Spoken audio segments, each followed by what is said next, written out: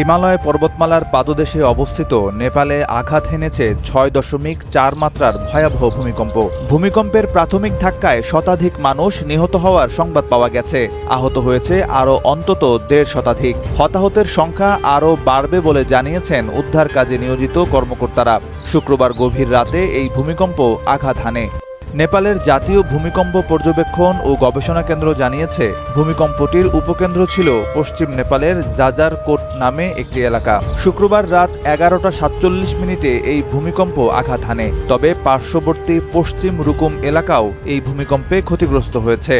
ভূমিকম্পে ক্ষতিগ্রস্ত এলাকার ধ্বংসস্তূপ থেকে বেরিয়ে আসছে একের পর এক মরদেহ। স্থানীয় প্রশাসনের দেওয়া তথ্যের ভিত্তিতে কাঠমান্ডু পোস্ট জানিয়েছে, নিহতদের মধ্যে ৪৪ জনই জাজারকোট জেলার। এছাড়া পশ্চিম রুকুমে ভূমিকম্পে নিহত হয়েছে অন্তত ৩৬ জন।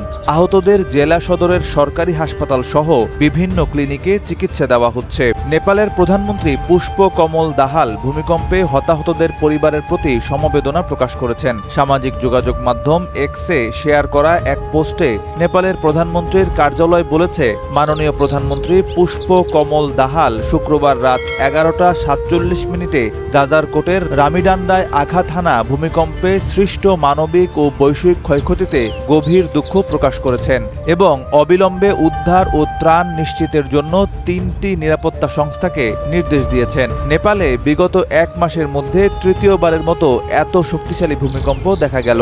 হিমালয়ের পাদদেশের দেশ নেপাল বিশ্বের অন্যতম সক্রিয় টেকটনিক অঞ্চলে অবস্থিত, ফলে দেশটি ভূমিকম্পের জন্য অত্যন্ত ঝুঁকিপূর্ণ এলাকা হিসেবে বিবেচিত হয়।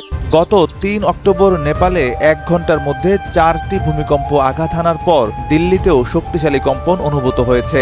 ২০১৫ সালের এপ্রিলে নেপালে ৭.৮ মাত্রার ভূমিকম্পে ৮,০০০ জনেরও বেশি মানুষ প্রাণ হারায়। ওই ভূমিকম্পে আহত হয়েছিল ২১,০০০-এরও বেশি মানুষ।